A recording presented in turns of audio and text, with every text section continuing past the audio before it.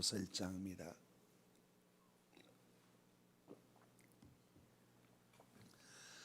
전도서 말씀 겉으로 보면 어떻게 이런 책이 성경이 될 수 있을까?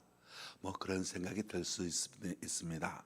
그런데 이 전도서 말씀을 오늘 우리의 현실에 적용을 해본다면, 신실한 그리스도인의 가정에서 태어난 어느 아주 총명한 자녀가 하나님 없이 업적을 이룰 수 있고, 하나님께서 도와주지 않아도, 하나님께서 간섭하지 않아도 성공하길 수 있다는 것을 세상에 보여주기 위하여 발버둥을 치다가 마침내 하나님 앞에 돌아와 쓴 참회록과 같은 책이 됩니다. 이 전도서는 모두가 12장, 12장으로 되어 있는데 1장부터 6장까지와 그리고 7장부터 12장, 그렇게 딱 반으로 나누어집니다. 1장부터 6장까지 말씀은 해 아래에서 사는 삶에 대해서 증거하고 있습니다. 해 아래에서 사는 삶은 어떤 것이냐? 하나님을 떠난 삶을 말하는 것인데, 이 하나님을 떠난 해 아래에서의 삶은 모든 것이 허무하다라고 하는 것을 강조합니다. 그리고 7장부터 12장 말씀은 해 위를 구하는 삶, 즉 하나님을 바라보는 삶을 구하고 있는데, 인간은 하나님을 경외할 수밖에 없다라고 하는 것이 7장부터 12장까지 말씀의 핵심이 됩니다. 오늘 1장 말씀을 드리는데 1장 1절부터 11절까지는 전도서 전체 서론이 됩니다. 1장 1절부터 11절까지 그 가운데 보면, 해 가운데 삶은 어떤 삶이냐, 하나님 없이 사는 삶은 어떤 것이냐, 그것을 가장 적절하게 표현해주고 있는 구절이 있는데, 그것이 바로 2절 말씀입니다. 2절 말씀을 읽어봅니다. 전도서 1장 2절 시작. 전도자가 이르되 모든 것이 헛되도다. 여기 보면 한 절에 헛되다라고 하는 말이 5번이나 반복되어 나오고 있습니다. 또 3절은 뭐라고 말씀하고 있습니까? 3절 한번 읽어보겠습니다. 시작. 해 아래에서 수고하는 모든 수고가 사람에게 무엇이 유익한가? 해 아래에서, 다시 말해서 하나님 없이 하는 수고는 우리 인간에게 아무런 의미가 없다, 그 말씀입니다. 우리가 아무리 열심히 수고하고 노력해도 해 아래에서, 다시 말해서 하나님 없이 하나님께서 지켜주시는 삶을 살지 못한다면 모든 것이 헛되다라고 하는 겁니다. 그 다음 9절 10절 말씀을 읽어보겠습니다. 9절 10절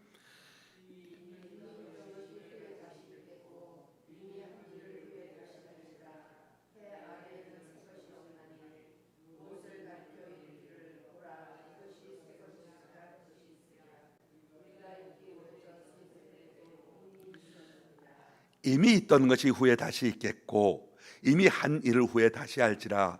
해 아래에는 새 것이 없나니 무엇을 가리켜 이르기를 보라 이것이 새 것이라 할 것이 있으랴. 우리가 있기 오래전 세대들에도 이미 있었느니라.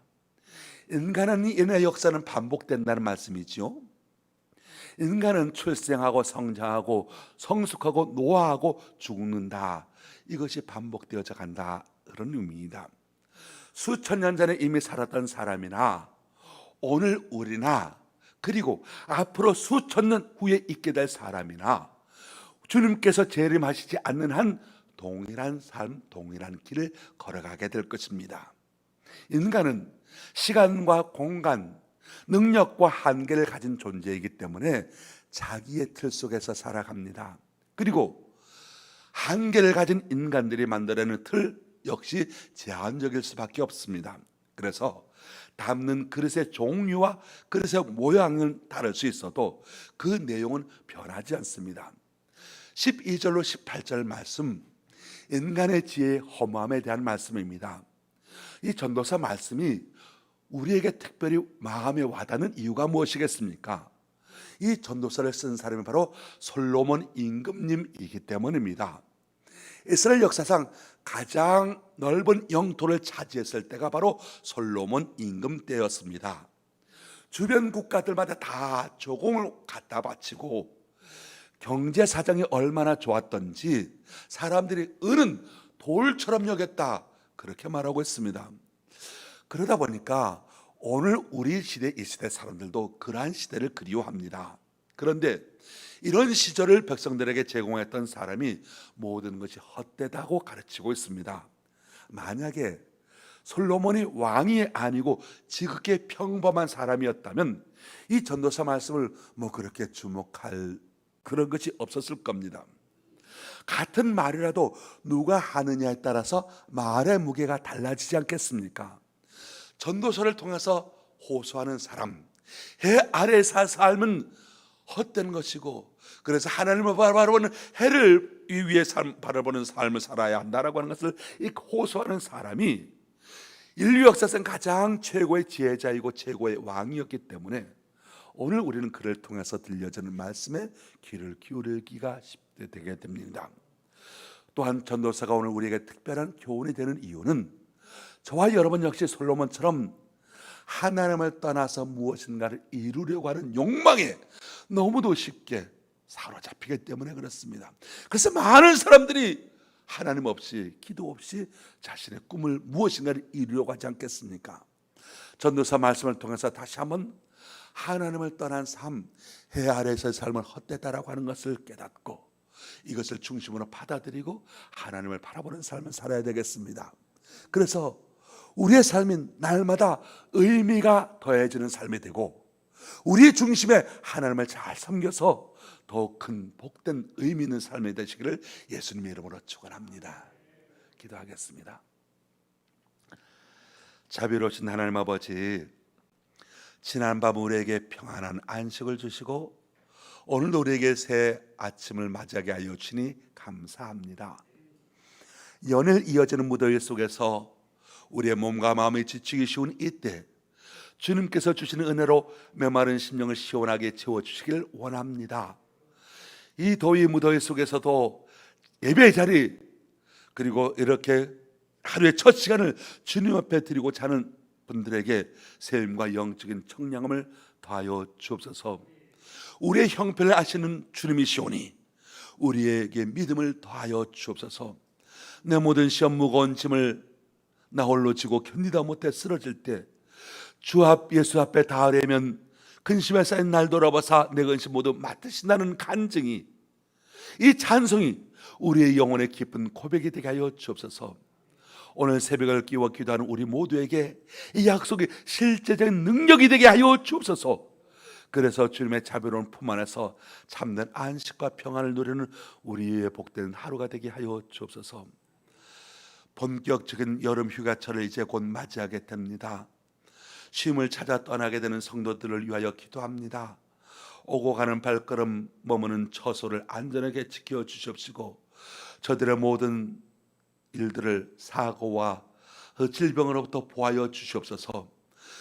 휴가가 단순히 육신의 휴식을 넘어서 창조주 하나님, 그 하나님의 자연 속에서 영적으로 깊이 쉬어가는 은혜의 시간들이 되게 하여 주옵소서. 머무는 곳마다 그리스도의 품격이 지켜지게 하여 주옵시고 이웃과 자연을 배려하며 덕을 세우는 복된 발걸음들이 다 되게 하여 주옵소서. 함께 살아가는 분들과 사랑의 교제를 나눌 수 있게 하여 주옵시고 서로 마음을 돌봐 회복의 시간이 되게 하여 주옵시고 어디에 있든지 하나님을 예배하는 삶, 성전의 삶을 잊혀지지 않게 하여 주옵시고 주님 안에서 육신과 영혼의 셈을 얻어 일상의 건강한 삶을 살아갈 수 있도록 인도하여 주옵소서. 감사드리며 우리 주님 예수님의 이름으로 기도합니다. 아멘. 하늘에 계신 우리 아버지여, 이름이 거룩히 여김을 받으시오며 나라의 마옵시며 뜻이 하늘에서 이루어지는 것 같이 땅에서도 이루어지이다. 오늘날 우리에게 일용할 양식을 주옵시고 우리가 우리에게 죄 지은 자를 사해 준 것 같이 우리 죄를 사여 주옵시고 우리를 시험에 들게 하지 마옵시며 다만 악에서 구하옵소서. 나라와 권세와 영광이 아버지께 영원히 쌓옵나이다. 아멘.